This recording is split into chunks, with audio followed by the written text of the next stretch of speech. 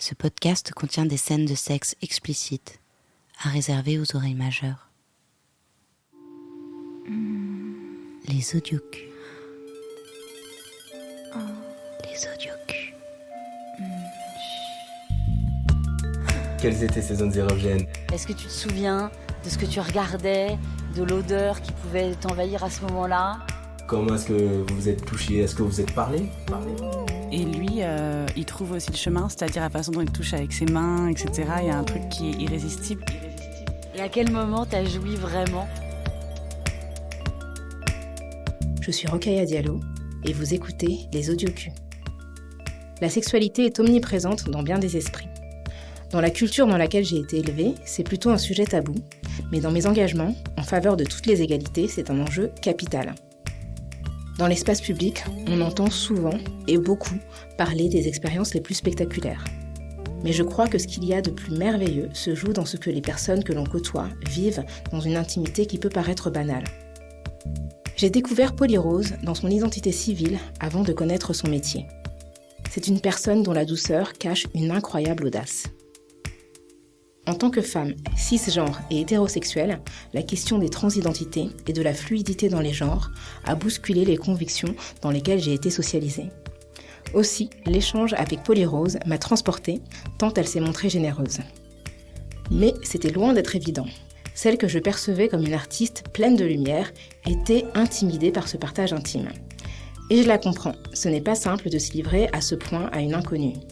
Mais heureusement, elle a su raconter sa passionnante histoire, que je vous laisse découvrir.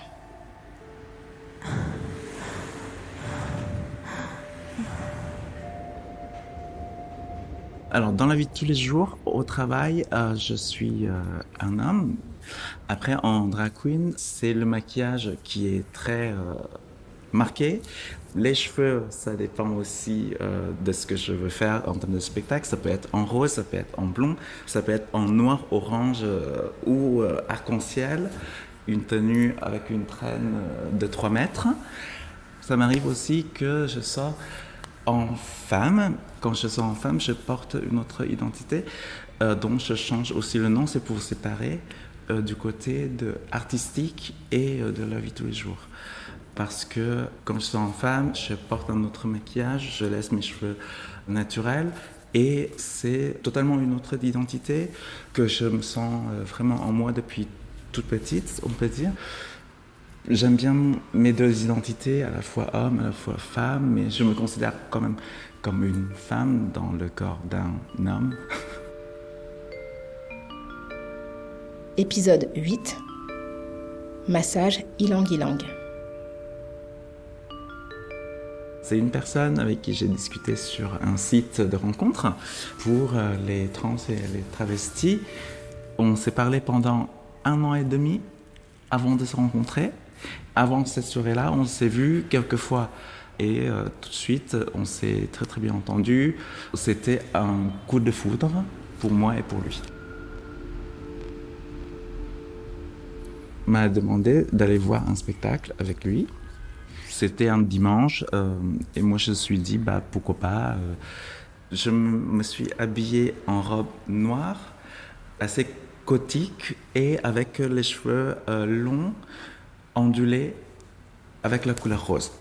Et c'était la première fois que je suis sortie en drag queen, enfin dans le sens où je me promène vraiment dans la rue en tant que drag queen en journée, alors que d'habitude je sors quasiment que le soir.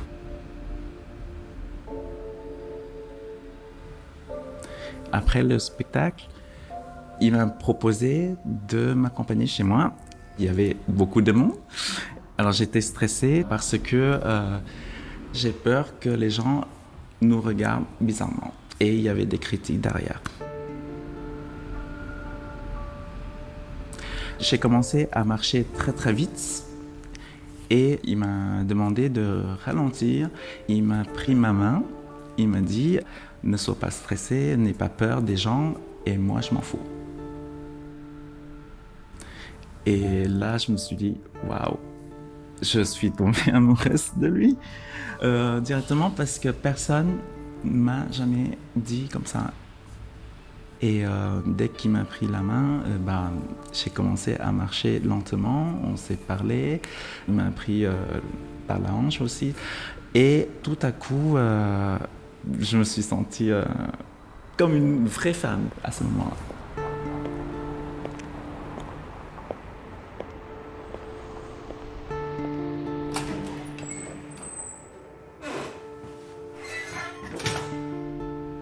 J'avais un petit peu préparé, anticipé aussi mon appartement, bien rangé, avec de l'encens, avec le parfum sur les draps, sur l'oreiller, partout dans l'appartement.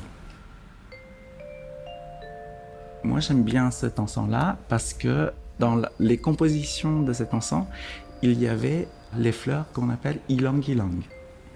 Alors, c'est très floral, mais en même temps, ça chauffe le corps petit à petit, ça donne envie d'embrasser quelqu'un et passer la soirée et la nuit avec. On a beaucoup discuté, on a fait des jeux de séduction avec les yeux et les pieds. Et après le dîner, je me suis changée aussi.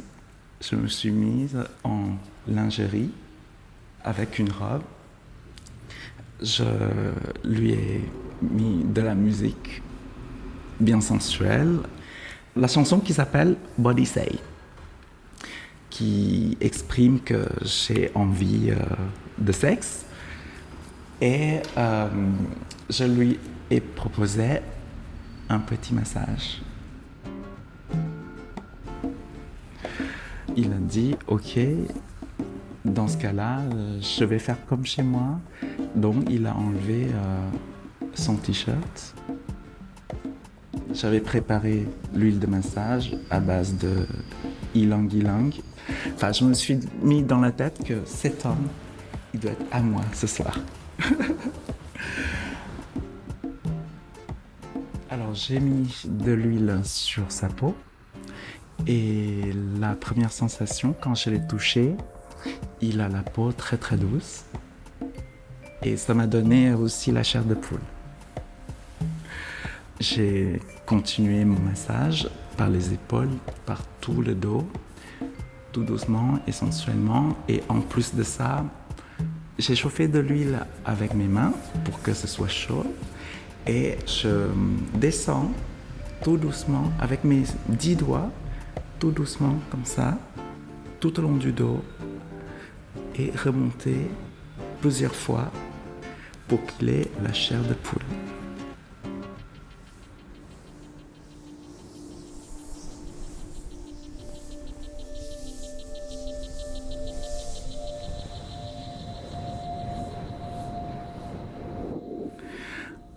Il a commencé à toucher mes cuisses et il m'a caressé et il m'a demandé qu'on aille dans le lit en disant que je vais te masser pour te remercier. Il a commencé par mettre ses mains sur mon dos, mais au lieu de me masser, il a embrassé mes épaules et partout sur le dos.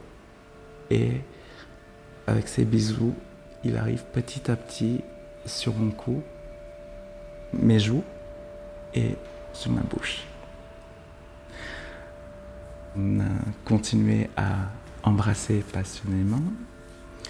La température a augmenté et il a dit « Et maintenant, c'est à moi de te montrer à quel point j'ai envie de toi. » Donc, il a enlevé ma lingerie avec sa bouche. Il a exploré mon corps avec ses bisous, de ma bouche jusqu'à mes seins, mes mains, mon ventre, mes jambes.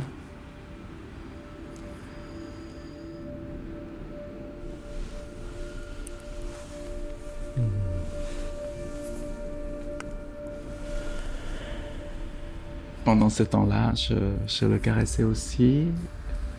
J'ai caressé son torse, son ventre.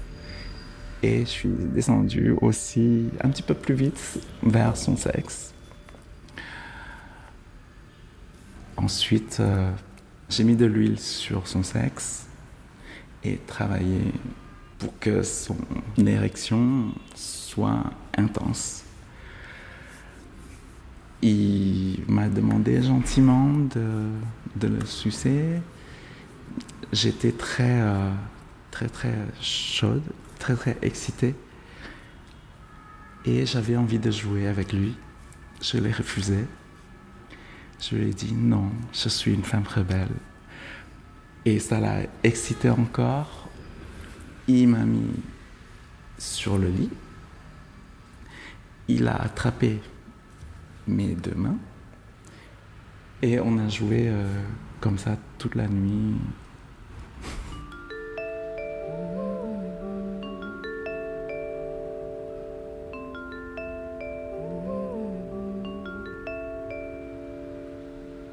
Ce jour-là, il n'y avait pas de pénétration. Moi, j'aime bien le côté cérébral, la provocation. Parce que moi, je trouve que dans le sexe, il n'y a pas que de rapport anal ou vaginal ou pénétration. Pour moi, c'est une passion. Pour moi, le sexe, c'est de créer de la magie. Pour lui, c'est quelque chose de nouveau de coucher avec le troisième sexe. Mais il m'a considérée comme une vraie femme. Je lui ai dit de ne pas toucher mon sexe masculin, mais il peut toucher mes fesses. Donc il a mordu mes fesses, il a donné des bisous. Donc il y a le chaud et le froid tout le temps. Je l'ai sucé jusqu'à ce qu'il jouit. Et on a recommencé plusieurs fois. Pour moi, ce n'est pas obligatoire que je jouis par le sexe. Enfin, pour moi, la jouissance, c'était de voir l'homme avec qui je suis tombée follement amoureuse, de prendre le plaisir et de partager le plaisir avec moi.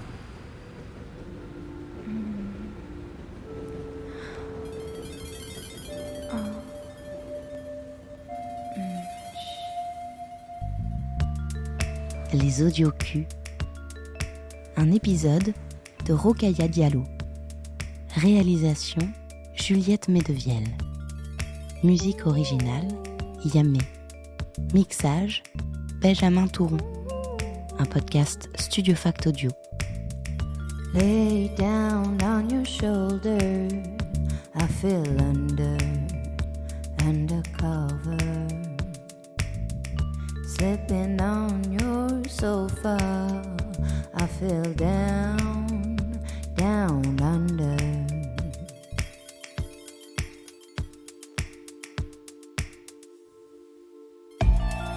Feel me slow, feel me low.